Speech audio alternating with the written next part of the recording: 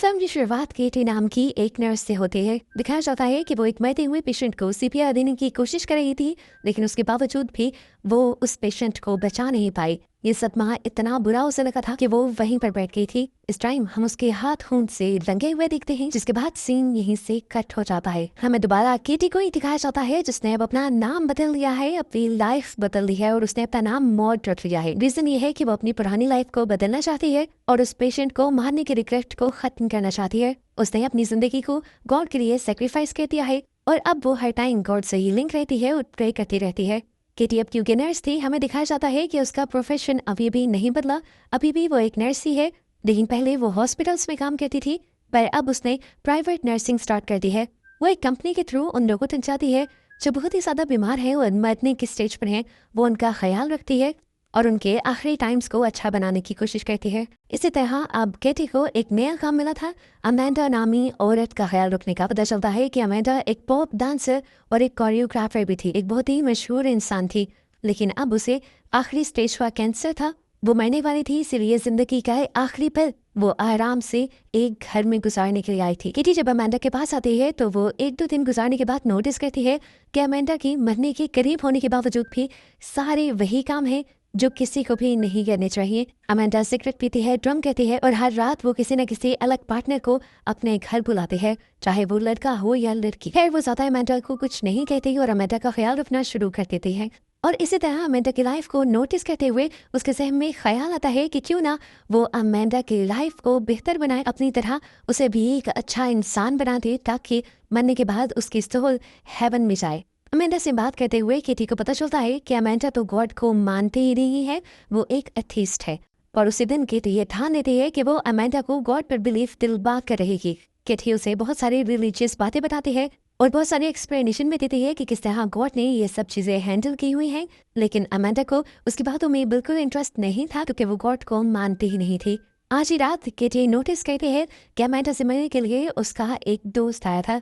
ये दोस्त काफी मरतबा उसके घर आया जाया करता था, इसीलिए अब केटी की भी उससे अच्छी जान पहचान हो गई थी। जब तक वो दोस्त इनके घर आ करते था, केटी को बाहर जाने का मौका मिल जाया करता था। केटी डिनर करती है, शहर में वॉक वगैरह करती है और इसी दौरान दोबारा से उसे कॉल आ जाती है अमेंडा की। घर आने पर अमेंडा का मूड काफी ज्यादा खराब होता है और वो केटी को बताती है कि अब ये आदमी पहले जैसा नहीं रहा। पहले वो मुझे पाने के लिए एफर्ट्स किया करता था और अब क्योंकि मैं उससे मिल गई हूँ, इसलिए वो मेरी कदर नहीं करता। यहाँ पर अमेंडा केटी से एक बहुत ही अजीब सवाल पूछती है कि क्या तुम्हारा कोई पार्टनर है, तो केटी इसके जवाब में एक बहुत ही अजीब बात बताती है कि उसे कभी पार्टनर की जरूरत ही नहीं पड़ी। वो बताती है कि उसने सब कुछ गॉड को मांग लिया है और वो जितने भी काम करती है वो ऐसे ही करती है जैसे गॉड उसे देख रहे हैं, जज कर रहे हैं, और वो हर काम सिर्फ गॉड के लिए करती है। उसने अपने आप को गॉड से इतना रिलेट कर लिया है कि कभी कभार गॉड उसे उसकी बॉडी के अंदर भी फील होते हैं, और जब ऐसा होता है तो उसकी बॉडी में एक बहुत बुरा झटका लगता है और वो फीलिंग काफी टाइम तक उसके साथ रहती है। अमेंडा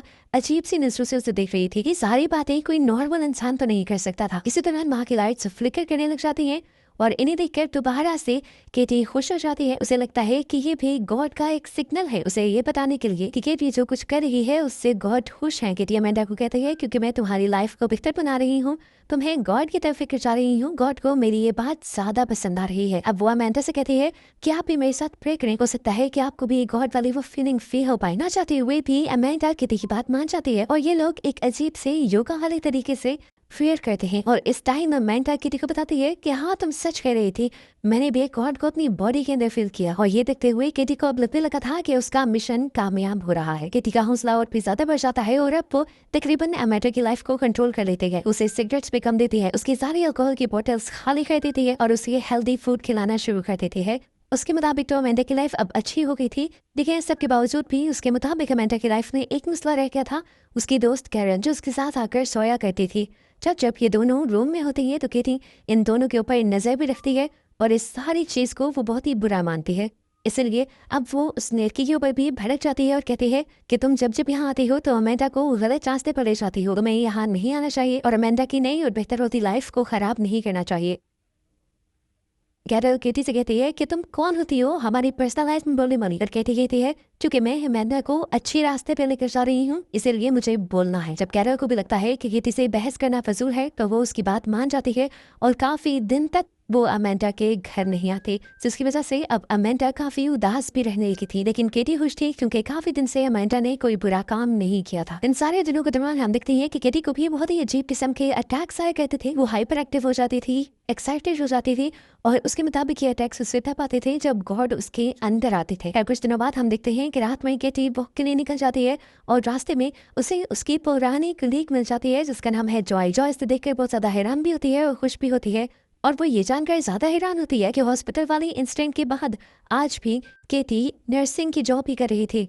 लेकिन खैर वो केटी को अपना नंबर देती है और कहती है कि जब भी तुम्हें मेरे से मिलने का दिल करे तो तुम मिल सकती हो। इस सब के बाद जब केटी घर वापस आती है तो देखती है कि अमेंडा उस पर गुस्सा थी क्योंकि वो जान गई थी कि कैरल को केटी ने ही घर आने से मना किया था। उसकी नाराजगी का असर केटी पर इतना ज्यादा होता है कि वो अपने आप को सजा देने का सोचती है और पूरा हाथ अपना स्टोव पर रखकर जला लेती है। फिर अगले दिन अमेंडा अपने घर में पार्टी रख लेती है और केटी को कहती है कि तुम इस पार्टी में जरूर होना। केटी भी बहुत ज्यादा खुश थी, लेकिन सिर्फ इस पार्टी में आने से पहले जब वो इस पार्टी के अंदर आई तो उसे यहाँ का माहौल देखकर काफी ज्यादा उलझन होने लगी। ये सारे लोग मिलकर बुरे काम कर रहे थे जो उसके मुताबिक बुरे थे, जिस तरह सिगरेट पीना, ड्रिंक करना। उसे किसी से भी मतलब नहीं था, उसे मतलब था तो सिर्फ अमेंडा से, क्योंकि उसको ठीक करने की उसने रिस्पॉन्सिबिलिटी दी थी। बुझाती थी कि इस टाइम भी अमेंडा ड्रिंक ना करे, सिगरेट ना पिए, पर यहाँ अमेंडा उसी का मजाक उड़ाना शुरू कर देती है। वो अपने आए हुए सभी मेहमानों को कहती है, ये देखिए मिलिए केटी से, ये एक सेंट है और इनको लगता है कि ये मेरी सोल सेवियर हैं, ये मेरी सोल को बचा लेंगे, उसे हेवन में ले जाएंगे। है पता चलता है कि केटी ने पिछली रात अमेंडा को एक बुक गिफ्ट की थी जो गॉड से रिलेटेड थी और उसके ऊपर उसने अपने नाम के सिग्नेचर किए हुए थे और साथ लिखा हुआ था सोल सेवियर। ये सुनकर सभी उसका मजाक उड़ाने लग जाते हैं, यहाँ तक कि कुछ लोग तो खड़े होकर उसे सेट की तरह तैयार भी करने लग जाते हैं। इन सारी चीजों से केटी बहुत ज्यादा डिस्टर्ब हो जाती है और इस तरह अपना मजाक बनाने की वजह से वो अमेंडा को थप्पड़ भी मार देती है और उसके इस बड़े कदम की वजह से वो ना सिर्फ अपना क्लाइंट खो देती है बल्कि अपनी जॉब भी खो देती है। जिस प्राइवेट कंपनी के साथ वो जॉब कर रही थी उसे उस कंपनी से भी निकाल दिया जाता है। सीन कट होकर हमें कुछ दिन बाद का सीन दिखाया जाता है और हम केटी को उसके घर पर दिखते हैं। वो पहले से भी ज्यादा डिप्रेस है और इस टाइम हम फील कर पाते हैं कि उसके हाथ में भी बहुत ज्यादा दर्द है क्योंकि जिस हाथ को उसने खुद जलाया था उसमें अब इन्फेक्शन हो चुकी थी। वो वॉशरूम में जाती है तो हम उसके पेट पर बहुत सारे अजीबोगरीब चोट के और कट्स के निशान देख पाते हैं। उसे लगने लगा था कि क्योंकि उसने गॉड का मिशन फेल कर दिया, वो अपना मिशन पूरा नहीं कर पाई अमेंडा को गॉड तक लाने का, तो गॉड उससे नाराज हो गए हैं। गॉड ने उसका साथ छोड़ दिया है और इसी उसी में अब वो सारे बुरे काम करने लग जाती है जिसे उसने छोड़ भी दिया था। वो बाहर जाती है, सिगरेट पीती है, बाहर में जाकर ड्रिंक करती है और फिर वहीं एक दो हाथ म्यू के क्लोज भी आ जाती है, जिसके बाद वो एक और लड़के को लेकर उसी के घर चली जाती है। लेकिन जब वो इस लड़के के करीब थी तो उसे ऐसा फील हुआ कि उसे नहीं करना चाहिए था। गॉड उससे नाराज थे ऐसे काम कर तो गॉड उससे और भी ज्यादा नाराज हो जाएंगे। अभी वो ये सब सोच रही थी और गॉड के बारे में बात कर ही रही थी कि उस आदमी ने उसे कहा, अरे मैं जानता हूँ तुम कौन हो। ना अर्सा नहीं हुआ उन बातों को जब तुम मेरे दोस्त के साथ थी। ये आदमी उसे उसकी पुरानी लाइफ याद दिलवा रहा था। उसकी इस तरह की बातें सुनकर केटी और भी ज्यादा डिस्टर्ब हो जाती है और यहाँ से निकल जाती है और केटी को ये फील होता है कि इसमें गलती उस आदमी की नहीं बल्कि केटी की खुद है, क्योंकि केटी खुद यहाँ पर आई थी। वो अब यहाँ से उठती है और अपने घर आ जाती है, रो रो कर गॉड से माफी मांगने लग जाती है और गॉड से पूछती है कि प्लीज अगर आप मेरे पास हैं, अगर आप मेरे साथ हैं तो मुझे कोई इशारा दे कि आपने मुझे छोड़ा तो नहीं। इस टाइम हम देखते हैं कि केटी का अपार्टमेंट बहुत ही ज्यादा गंदा था, बिखरा हुआ था, जैसे किसी भी डिस्टर्ब और डिप्रेस्ड इंसान का होता है। अचानक से केटी हवा में उड़ने लग जाती है और इस दिन को देखकर ऐसा महसूस होता है कि जैसे केटी के साथ कोई एंटिटी हो, कोई इवल एंटिटी जो उसे बार बार अपने साथ होने का महसूस करवा रही थी और केटी उस सब को गॉड समझ रही थी। अपनी इस तरह उड़ने की वजह से केटी को दोबारा लगता है कि गॉड उसके साथ है और अब वो अपने आप को ही सजा देकर गॉड के और करीब जाने का फैसला कर लेती है। वो अपने जूतों में कीड़े लगा लेती है और उन्हें पहनकर चलना शुरू कर देती है, जिससे उसे बहुत ज्यादा दर्द हो रहा था। वो अपने आप को सजा इसलिए दे रही थी ताकि गॉड उसे माफ कर दे उसका दर्द देखकर। अब इस टाइम केटी जब बाजार में घूम रही थी तो उसे पता चलता है कि अमेंडा के लिए एक नई नर्स आ चुकी थी और वो अमेंडा का ज्यादा अच्छे से ख्याल रख रही थी बनिस्बत केटी के। अमेंडा को देखकर केटी को दोबारा से अपना मिशन याद आ जाता है और वो सोचती है कि क्यों ना वो दूसरी वाली नर्स के जरिए अपना मिशन पूरा करे और गॉड की सारी नाराजगी को खत्म कर ले। लेकिन यहाँ पर वो जो नई नर्स थी वो केटी की किसी भी बात को समझ नहीं पाती और जब वो अपनी लाइफ के बारे में केटी को बताती है तो केटी उससे जेलस होने लग जाती है, क्योंकि इस तरह की एक बहुत अच्छी लाइफ थी। नर्स होने के अलावा भी उसकी फैमिली थी और वो अपनी लाइफ के हर हिस्से, हर एस्पेक्ट को एंजॉय करती थी।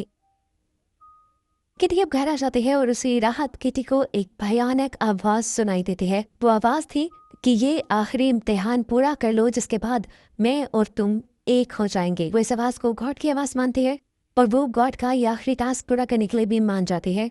घर जाते ही मुम्मो केवलियम में तैयार होती है और फिर घर से अजीबोगरीब चीजें इकट्ठा करना शुरू कर देती है, जिससे आग जलाई जा सके, जिससे किसी को मारा जा सके, जिस तरह छुरी, कैंची, चाकू। अभी वो ये सब कर ही रही थी कि अचानक उसके दरवाजे पर नॉक हो जाता है। हम देखते हैं कि यहाँ पर उसकी दोस्त जॉय आई थी, जो उसे बताती है कि कुछ दिन पहले तुमने जब मुझे कॉल किया तो मैं बहुत ज़्यादा बिजी थी, एक बहुत बड़ी परेशानी में थी, इसलिए मैं तुम्हें रिप्लाई नहीं कर पाई। और आज मैं तुमसे मिलने के लिए आई हूँ। मुझे फिक्र है कि पता नहीं तुम ठीक हो कि नहीं। और यहाँ कहती एक बहुत ही अजीब अंदाज में उससे कहती है कि अब तुम्हें मेरी फिक्र करने की ज़रूरत नहीं, अब तुम क्या पूरी दुनिया देखेगी कि मैं बिल्कुल ठीक हो चुकी हूँ। इस सारी बातों के दौरान हम देखते हैं कि केटी उस लड़की की तरफ नहीं दिख रही थी, बल्कि आसमान की तरफ देख रही थी, जहाँ पर उसे बाइबल के वर्स नजर आ रहे थे। ऐसी बातें सुनने के बाद जॉयस के घर से चली जाती है। जिसके बाद रात होते ही दोबारा केटी अपने मॉन्क वाले हुलिये में घर से निकलती है और अमेंडा के घर के बाहर चली जाती है। वो अमेंडा की पहली बार नर्स के जाने का वेट करती है और फिर अपने पास मौजूद अमेंडा की डुप्लीकेट घर की चाबी से उसका घर खोलकर अंदर आ जाती है। किटी जब अमेंडा के रूम में जाती है तो देखती है कि अमेंडा की हालत इतनी बुरी है कि वो किसी न किसी दिन मर जाएगी। किटी की हालत ये अमेंडा जाग जाती है और उसे देखकर खुश होती है डरने के बजाय, और उससे कहती है मैं चाहती थी कि तुम एक मरतबा यहाँ आओ। असल में मैं तुमसे माफ़ी मांगना चाहती हूँ, क्योंकि मुझे एहसास हो गया है कि मैंने जो कुछ किया था वो बहुत गलत था। मुझे तुम्हारे साथ इतनी बदतमीजी नहीं करनी चाहिए थी और इतनी बेइज्जती तुम्हारी नहीं करनी चाहिए थी। ये बातें सुन क्या की बहुत ज्यादा खुश हो जाती है। अमेंडा से कहती है मैंने ही नहीं बल्कि गॉड ने भी तुम्हें माफ कर दिया है। वो अपने आप को तो बिल्कुल साइड पर कर देती है और अमेंडा से कहती है कि जब जब कोई गॉड से माफी मांगता है गॉड फौरन ही उसे माफ कर देते हैं और तुम्हें भी गॉड से माफी मांग लेनी चाहिए। यहाँ पर वो अमेंडा को वो टाइम भी याद करवाती है जब दोनों ने प्रेयर्स की थी और अमेंडा ने भी अपनी बॉडी के अंदर गॉड को फील किया था। अमेंडा दुखी होते हुए नाम में सर हिलाती है और कहती है मैंने ऐसा कुछ फील नहीं किया था केटी, मैंने वो सब ड्रामा किया था क्योंकि मैं चाहती थी कि तुम्हारे साथ थोड़ा सा टाइम बिता लूं। मैं समझ गई थी कि तुम बहुत ज़्यादा अकेले हो और इसकी वजह से तुम डिप्रेशन में चली गई हो और साइको हो गई हो। मैं बस तुम्हारा साथ दे रही थी, गॉड बॉड कुछ नहीं होते। उसका ये कहना था कि केटी का गुस्सा बढ़ने लगा। इससे पहले वो कुछ भी कर देती, यहाँ पर हमें दिखाया जाता है कि अमेंडा का मुंह अजीबोगरीब तरीके से लाल पड़ने लगा है। यहाँ पर अचानक से अमेंडा की आंखें काली पड़ जाती हैं और बाहर निकलने लगते हैं। उसका मुंह भी पूरी तरह काला हो जाता है और इर्द गिर्द की पूरे फेस की नसें नीली पड़ जाती हैं। वो एक शैतानी रूप में आ जाती है और यहाँ पर पता चलता है कि उसके अंदर एक इविल एंटिटी आ गई थी जो वो सारी बातें कह रही थी। ये सब कुछ देखकर केटी पैनिक हो जाती है और उस इविल एंटिटी को मारने के लिए अपने हाथ में पकड़ी हुई सीजर अमेंडा के गले के अंदर स्टैब कर देती है और उसे मार देती है। जिसके बाद वो झूमने लग गई थी क्योंकि उसने फाइनली एक ईवल को मार दिया था और गॉड को जिता दिया था। ऐसा बस उसे लग रहा था, लेकिन सच में ऐसा कुछ नहीं हुआ था। इस पूरी स्टोरी में ट्विस्ट ये ही है कि केटी एक अकेली इंसान थी। उससे गलती से एक पेशेंट की जान चली गई थी, जिसकी वजह से उसको जॉब से भी हाथ धोना पड़ा और इसी रिग्रेट को दूर करने के लिए वो गॉड के करीब होने लगी और ना चाहते हुए भी साइको बनती चली गई। उसने गॉड को अपने ऊपर इतना ज्यादा हावी कर लिया था कि अपने डिप्रेशन के पैनिक अटैक्स को भी वो गॉड का सिग्नल समझा करती थी। और अब जब उसने नोटिस किया था कि अमेंडा एक शैतान के रूप में आ गई है, वो भी असल में सिर्फ उसकी एक सोच थी, क्योंकि उसे लगता था कि जो गॉड को नहीं मानता वो ईवल है। इसलिए अमेंडा उसे ईवल शक्ल में नजर आई और उसने अब अमेंडा को मार दिया था। फिर अब अमेंडा को मारने के बाद केटी घर वापस आ जाती है और अपने आप को साफ करती है। इस टाइम उसके मुंह पर ऐसा सुकून था कि जैसे उसने बहुत बड़ा मिशन कंप्लीट किया हो। अगली सुबह हम उसकी कमर पर विंग्स भी देखते हैं, क्योंकि अब केटी को लग रहा है कि वो एक एंजल बन गई है जो गॉड के करीब जाने वाली है। लेकिन ये विंग्स भी रियल नहीं है, क्योंकि जब अमेंडा बाहर जाती है एक बीच पर, तब हम उसके कंधों पर वो विंग्स नहीं देख पाते। इस टाइम वो पहले वाले मुंह के उलिये में ही थी। इस टाइम वो अपने जिस्म पर स्प्रेड डाल देती है और फिर लाइटर जला देती है। हमें सीन दिखाया जाता है कि जैसे केटी एक एंजल में बदल गई है, उसकी बॉडी से लाइट निकल रही है, वो गॉड के एक प्रॉफिट बन गई है और यहाँ पर सभी लोग उसके सामने झुके हुए हैं। लेकिन ये सब सिर्फ उसकी सोच थी। असल में हमें दिखाया जाता है कि इस टाइम वो जल रही थी और कुछ ही देर में वो मर भी जाती है और उसके मरते ही ये साइकोलॉजिकल हॉरर मूवी भी यहीं खत्म हो जाती है।